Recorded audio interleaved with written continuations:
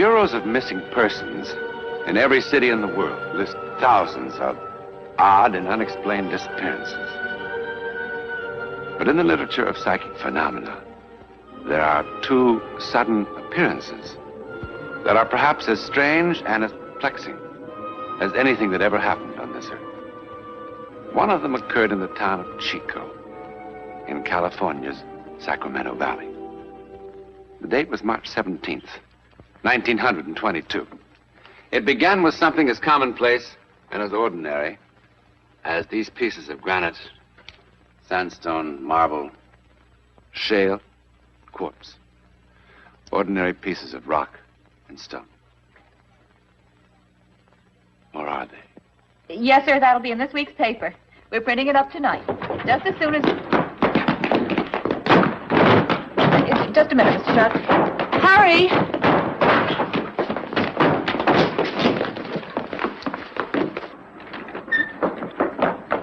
You'll be sure to stand in the porch roof. Here they come again! Frank! Frank! Frank! Frank! Frank!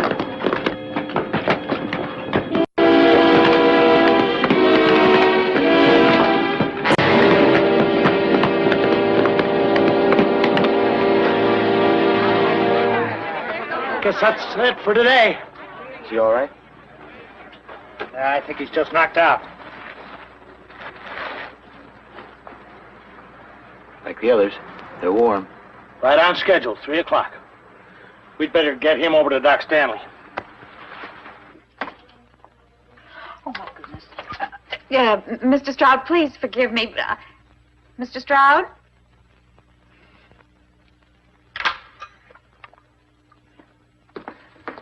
How's Frank? He'll be all right. Harry? Have you told the marshal yet about what you did? Well, there's no sense getting him riled ahead of time. You know, when all those people start arriving in town, he's going to go sky high, Harry. Joe Tomlinson's just worried about looking foolish in front of outsiders about not being able to stop this. Or not being able to find out who or what's been doing. And all those big city newspaper people writing it up, we're going to look pretty foolish. The whole world's going to have a great big horse laugh at us. Maybe. Maybe this is something important that the whole world ought to know about. Jenny, our business is news. However it turns out, it'll still be news.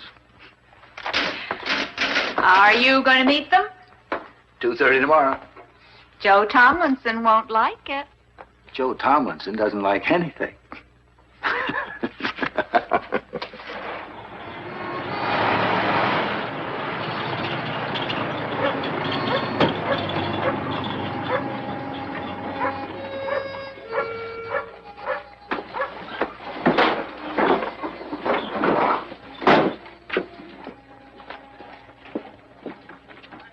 Is this the place they come down, Mr. Cole? For the last 3 days, yes. But you still don't believe me, do you? Oh, I imagine there's some stones coming from somewhere. I just don't think you're foolish enough to believe there's anything strange about it. You think this is a hoax, too? Well, let's say I'll have to be shown. Folks in Los Angeles like to read about this sort of thing, so whatever happens, I'll write about it, but I'll write the truth, Mr. Cole.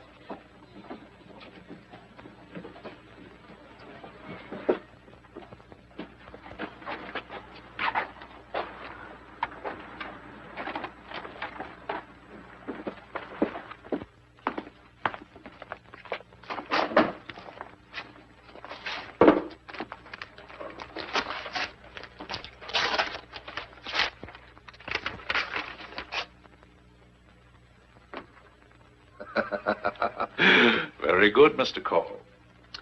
You've got a fine sense of theater. All the props in the right places at the right time. Listen to this, Bradley. Harry Cole, editor, Chico Chronicle. Dear sir, this is to inform you that I am the one who's been causing the stones and rocks to fall on Chico. To prove it, I will make them fall again tomorrow at exactly 3 o'clock and exactly where they fell today. And since I have repealed the law of gravity, I will have some of them float down from the sky and sign the ghost. It's rather amateur theatricals, I'm afraid, Mr. Cole. The ghost. In the past 10 months, many people have come forward claiming to know who or what was responsible. Now, many of them were anonymous. Well, now you've got your answer. It's a ghost. I assume there are cranks all over the world, Mr. Towers, even in San Francisco. I merely thought, as a newspaper man, gathering information on a story, you would be interested in seeing that note. Oh, I'm interested. I'm very interested, Mr. Call, to see just how far you'll go to try to sell us this bill of goods. I'm not sure how they do things in the big city. But here, while I try to approach gathering news with a healthy skepticism, I hope I do it without arrogance or a smart alecky know-it-all attitude. Very well put, Mr. Call. Don't you think so, Towers? See, you got visitors, Harry. Hi, Joe. It's the town marshal, gentlemen, Mr. Joseph Tomlinson. This is Mr. Towers of the San Francisco... Yeah, I know who they are. You don't seem very happy to see us here, Marshal. No, I'm not. I think this is strictly a local affair. It's nobody else's business. How do you know that, Marshal? What? Well, I mean, unless you know who or what is responsible, how do you know it is local? What else can it be? Well, I'm sure you've been trying to find out for the past 10 months. Sure, naturally. Now, Chico isn't a very large town. If somebody is launching stones with some sort of catapult, I'm sure you'd have discovered him by now. If it's really happening. Don't you see, Bradley? It couldn't be anything else. There are no hills around here. Those stones come straight down from nowhere. Sure they do. Where's the highest spot in town, Marshal? The roof of Torrey's warehouse up on High Street. Can we go up there? Certainly. Well, that's where I want to be at 3 o'clock. With field glasses. That's Harry Call's place, huh? Yeah.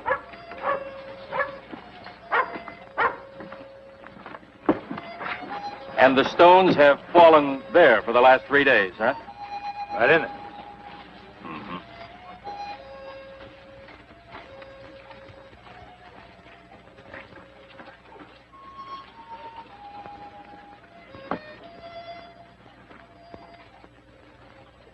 Well, they could easily have been thrown from here with some sort of machine.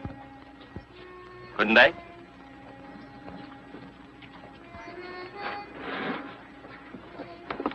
Bradley, let me tell you something. For the last 10 months, those rocks have fallen just about every place in this town. At all sorts of different hours, day and night. And plenty of those times I've been right here with those glasses. But like Call said, they always fall straight down.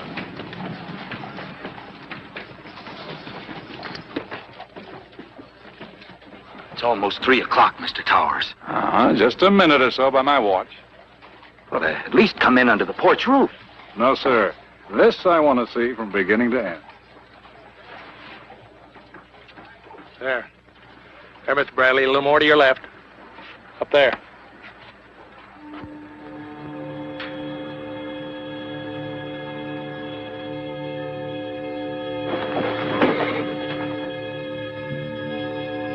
They are. They're falling from an empty sky. They're floating.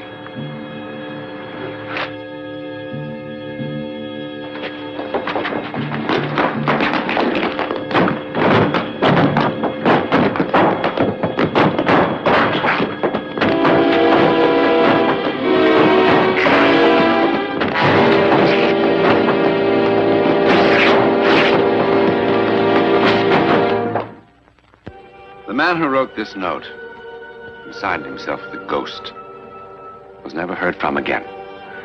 However, a young man who had come to Chico 10 months before and who had been the subject of much conversation because of his odd behavior disappeared suddenly on the same day. A nationwide search was made for him, but no trace of him or his invention was ever found. Who was he? Or perhaps, what was he? Because from the New York Times, printed in 1878, 44 years before the barrage of rocks began over Chico. On the 29th of August, a great number of small fish fell from the sky on the town of Chico, California. Covering the roof of the store and falling in the streets over an area of several acres. They fell from a cloudless sky and were both freshwater and ocean varieties. And from the Monthly Weather Review of March 1885, a large object of very hard material weighing several tons, but defying analysis, fell from the sky in the town of Chico, California. Now, was the ghost, whoever or whatever he was, or is, responsible for all the strange goings-on in the sky over Chico? It certainly would be fascinating to find out. Just as it would be fascinating to find out more about a man named Charles Elton. The year was 1917. The place, just outside the private residence of a cabinet member of the United States government in Washington, D.C.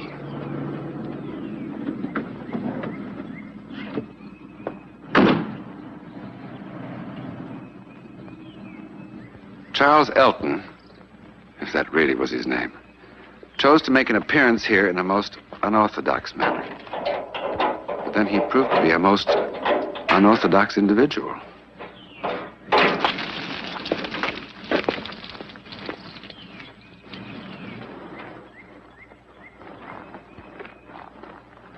Your office, Mr. Secretary? No, there's a meeting at the State Department, 8:45. It's nearly that now, but let's not break any crosstown speed records. No, sir. I'm afraid you won't be able to leave just yet, Mr. Secretary. Who are you and what do you want? Just to show the Secretary something of great importance. Well, you better get out of here fast. Sir, you have a reputation for being a reasonable man. I'm sure you can see if you will notice this car is in no condition to take you anywhere. So you might as well let me fix it. Fix it? There isn't a gasoline station around for at least a mile. Which is precisely why I chose to empty your gasoline tank here. Mr. Secretary, please forgive my methods. But after waiting in your outer office 4 days in vain... There may be enough gasoline in the lines to get to a gas station.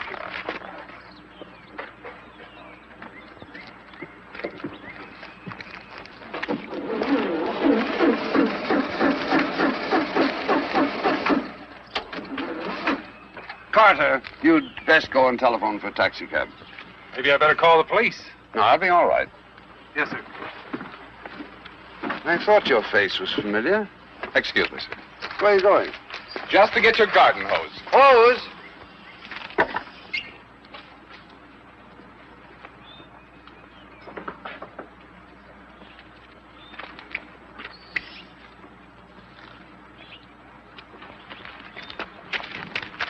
Here, what are you doing? Fixing it so you can drive to the State Department. Great Scott, man, you'll ruin the motor with water. Just water, yes. Well, do you think I sprinkle my lawn with gasoline? Mr. Secretary, please, relax. I assure you I'm not harming your high-powered engine in any way. There. That ought to do it.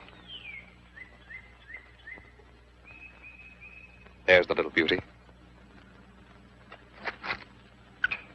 So, now for a moment to allow for the effervescence to distribute the chemical throughout the water. And then, you'll want to watch this, Mr. Secretary.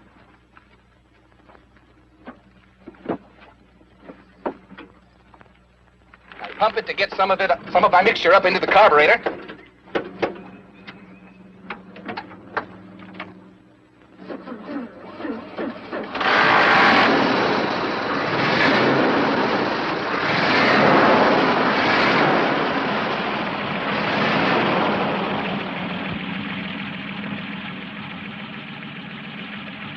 Get in, Mr. Secretary.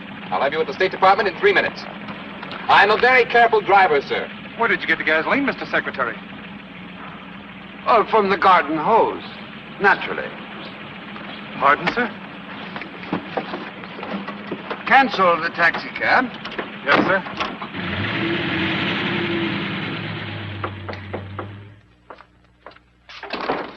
Good evening, Mr. Secretary. Good evening, Commander. Good evening, gentlemen. Secretary. Nice to see you. Gentlemen, this is Mr. Charles Elton. Commander Phillips, Colonel Willis, Mr. Garner. Each an expert in his own field. Mr. Elton, gentlemen, may very possibly have made the most important discovery since the development of the internal combustion engine. If he has what he appears to have, it would, to say the very least, accelerate the growth of world economy at an unprecedented rate, and aid greatly in giving the Allied war machine complete and overwhelming superiority. Where is this miracle, sir? Right here. I'm not surprised that you wondered, gentlemen. I could very well have been duped, but that's why we're here, to find out. Is that the engine, Commander? Yes, sir. Now, you're absolutely certain that the tank is empty, and that it has never at any time contained any fuel whatsoever. Absolutely, sir. Good. Colonel, did you get the water? Oh, yes, Mr. Secretary. But where did you get it? I picked it up at the corner grocery store, sir. Oh, fine. Now, is there a clean glass handy? Oh, yes. Right here. Good, thank you. Would you pour some water in here, please, Colonel?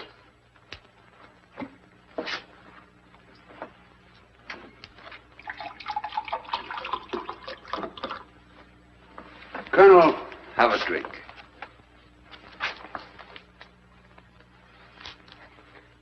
What's it taste like?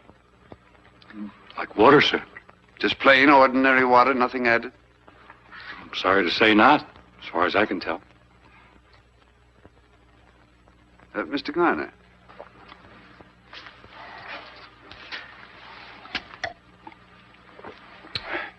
Just water? Commander, how long to run an analysis on this? Half a minute. Good. Mr. Garner, is there anything at all unusual about this engine? No, it's just a plain automobile engine.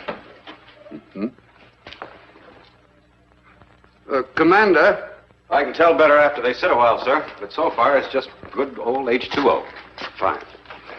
Well, Miss Elton, stage is yours. Thank you, sir.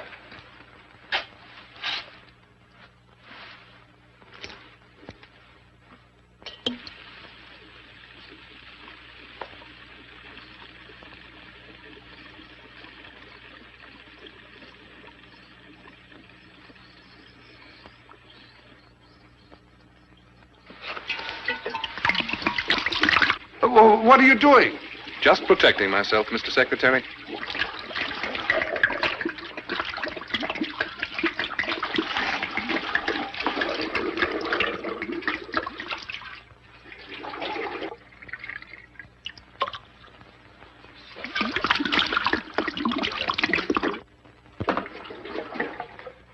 Just enough to prime it and run the engine for about a minute.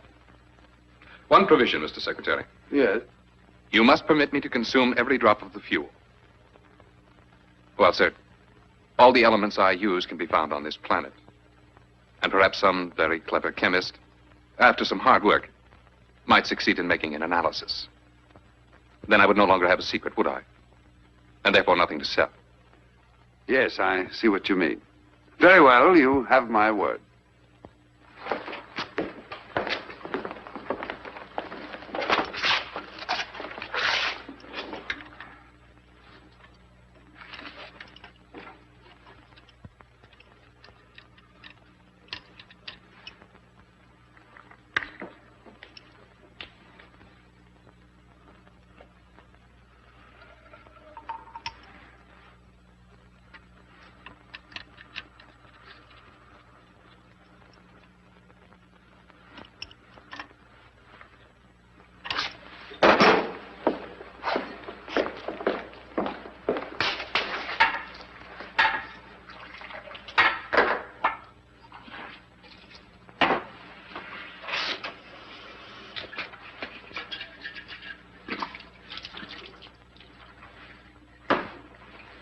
Very well, gentlemen. Someone can start the engine. Mr. Garner? But, Mr. Secretary, if you'll forgive me, there can only be one possible result. Water vapor and an internal combustion engine are incompatible. You'll simply ruin a perfectly good engine. That is a risk that I feel we can afford. Very well.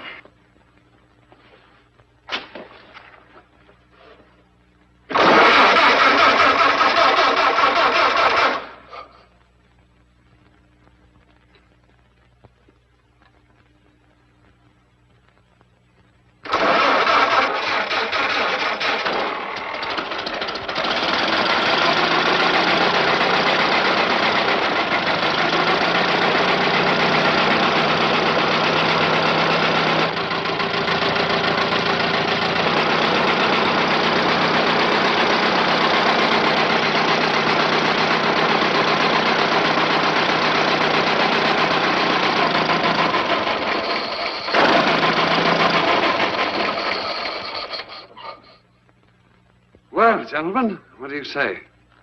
There's only one thing you can say. It's impossible. It completely defies the whole theory of internal combustion. Well, unless I'm dreaming, this will do everything you said it would. Unless we're all dreaming the same dream. Well, how much do you want for your formula? $10 million. Mr. Garner, you're employed in private industry. How much do you think he could get for this on the open market?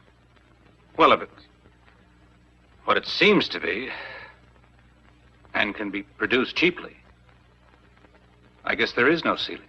That's a very good point. How much would it cost to produce this marvelous pill of yours? For a pill that will convert 10 gallons of water into 10 gallons of high-grade fuel, less than 2 cents. You guarantee that? Make the deal contingent upon it.